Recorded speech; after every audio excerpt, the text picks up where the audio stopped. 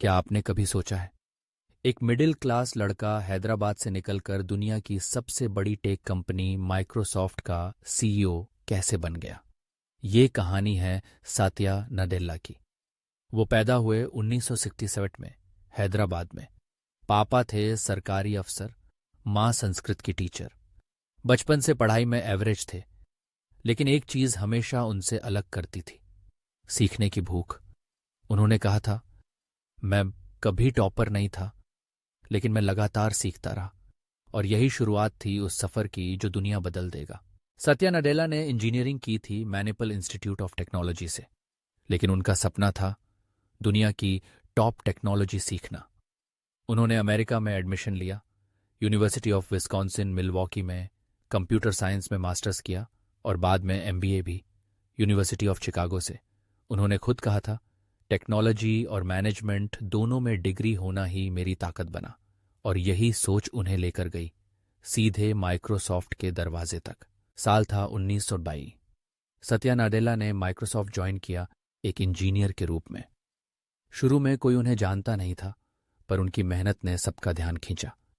Cloud computing पर उन्होंने काम शुरू किया, जो उस समय एक नया और रिस्की आइडिया था।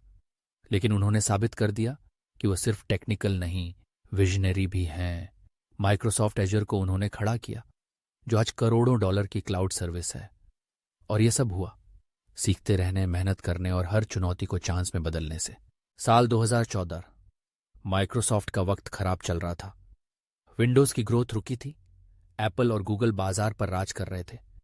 तब माइक्रोसॉफ्ट ने एक चौंकाने वाला फैसला किया, सत्या नडेल्ला को बना दिया सीईओ। बहुत लोगों ने सवाल उठाए, क्या ये इंडिया से आया इंसान कंपनी को बचा पाएगा? पर सत्या ने जवाब काम से दिया। उन्होंने कहा, हमारा फोकस विंडोज नहीं, फ्यूचर होना चाहिए। और फिर शुरू हुआ माइक्रोसॉफ्ट का नया दौर। लिंक्डइन, गिटहब जैसी कंपनियां खरीदी गईं, एआई और क्लाउड में बड़ा इन्वेस्ट हुआ, और माइक्रोसॉफ्ट दोबारा चमक उठा। वीडियो को सेव करो।